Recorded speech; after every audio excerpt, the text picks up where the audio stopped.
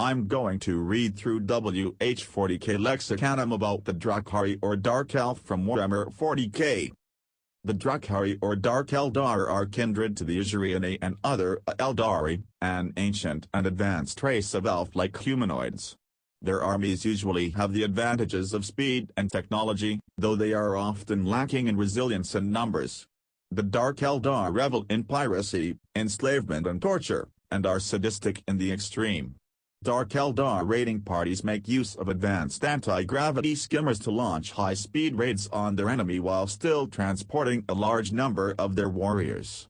Due to their use of the galaxy-spanning interdimensional labyrinth known as the webway, they are extremely mobile, striking from seemingly nowhere, with little or no warning, and vanishing with their captives before significant military reaction can be mobilized. The Dark Eldar are unique amongst the races in the sense that they do not occupy many planets, but rather one dark city called Kamora. They are mainly pirates, though are sometimes used as mercenaries. Asturbayalvek is the supreme overlord of the Dark City of Kamora and of the Dark Eldar as a whole. The term Dark Eldar also comes from him, being the first one to openly refer himself with Eladrathnius in M32. The origins of the Dark Eldar can be found in the fall of the Eldar, the great cataclysm that nearly destroyed the entire Eldar race. It was an event so terrible that not only did it kill trillions of Eldar, but it breached the gap between real space and the warp, and gave birth to Slaanesh, a chaos god.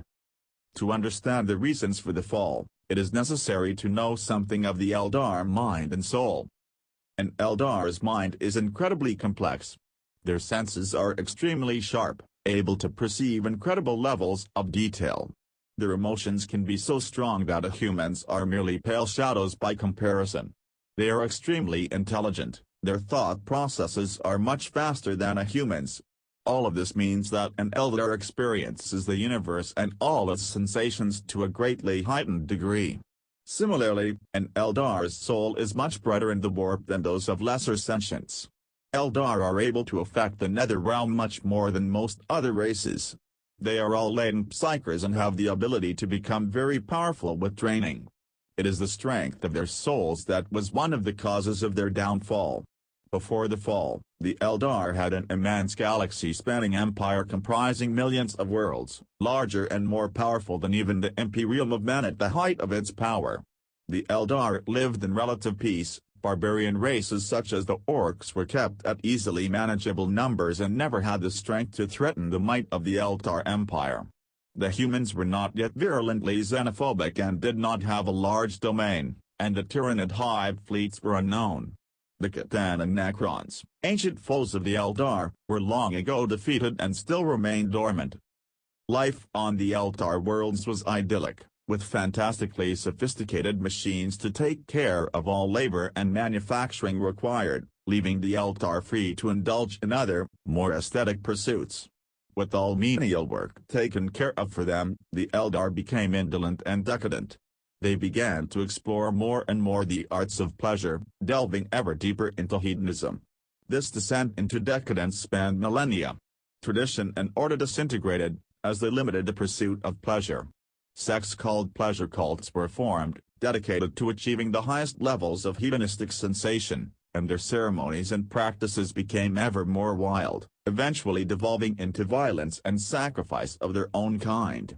Some Eldar hated what their race had become and left the home worlds for the virgin maiden worlds, or left on the newly constructed craft worlds, leaving the pleasure cults to their madness. During this time the Eldar had also discovered the webway and soon mastered it to further their galaxy-spanning civilization. Building realms and outposts within the webway to act as ports for intergalactic travel, the city of Kamora was founded. Isolated within the webway, Kamora itself soon became a bastion for pleasure cults and increasingly depraved acts. Meanwhile, something terrible was stirring in the warp. The millennia of Eldar hedonism had made a massive impact in the psychic realm of chaos. Within the warp the decadent Eldar civilization was giving shape to a power of chaos, which grew and grew over thousands of years, getting stronger and more defined until suddenly it sparked into an intelligence, a shatteringly huge and malign intelligence, with an immense and bottomless thirst for Eldar souls. This was the birth of Slaanesh. The process lasted for thousands of years, corresponding to mankind's age of strife, although when Slaanesh finally came into being, the results with the universe were apocalyptic and sudden. An almighty psychic shockwave scythed across the galaxy. The souls of almost every Eldar were stripped from them in an instant and devoured by the newborn Chaos God. There were few survivors. Most were driven mad, their minds trapped half in the real world and half in the swirling insanity of the warp. A great warp rift was created, encompassing the entire Eldar Empire and creating the Eye of Terror. The denizens of Kamora, however, were tucked away safely in the webway, protected from Slaanesh and its thirst. Though much of the webway was in ruin, they had endured and, unlike their craft-world counterparts, remained unrepentant. Though they discovered Slaanesh was still slowly claiming their souls, the denizens of Kamora soon discovered that by absorbing the pain and torments of another's soul they could rejuvenate themselves and cheat death. Assuming they could feed regularly, the Eldar of the webway had become physically immune to the passages of time.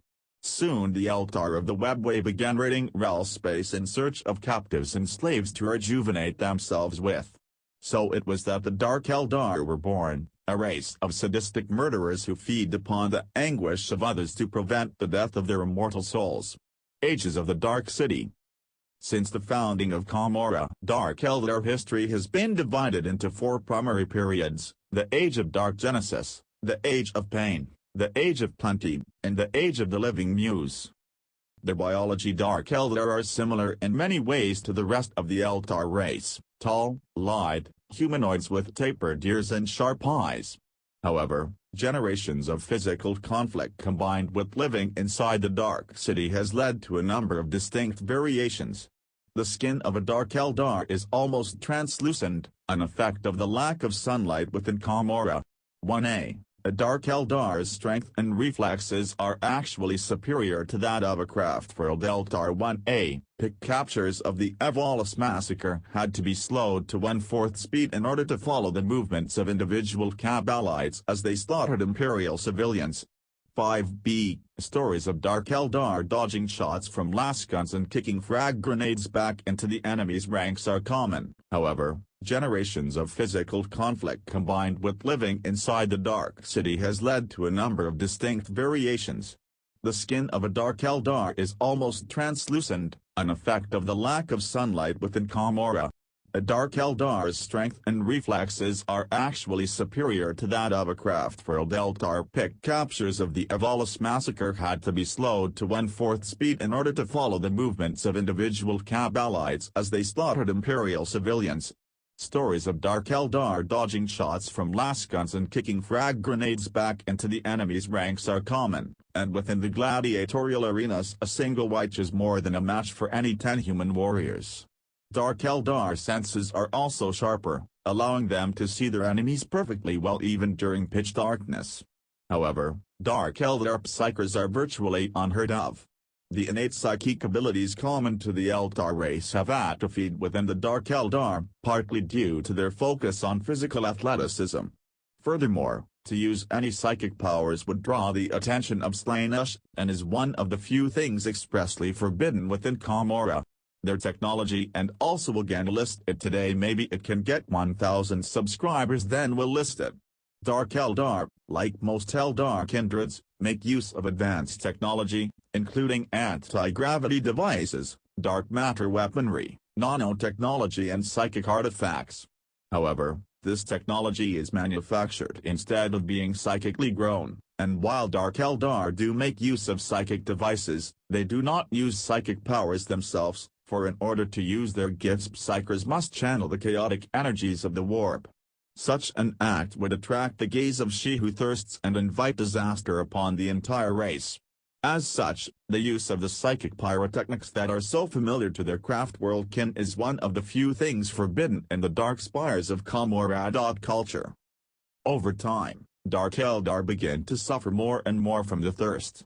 They develop an all-consuming and ever-increasing need to drink the souls of other beings. It is postulated that the cause of this is the chaos god Slaanesh, the great enemy of the Eldar, who leeches the soul essence of the Dark Eldar while they still live. Dark Eldar drink souls to stave off this leeching, perhaps by sating the thirst of Slaanesh, or perhaps by replenishing the essence of their own souls with that of the consumed one.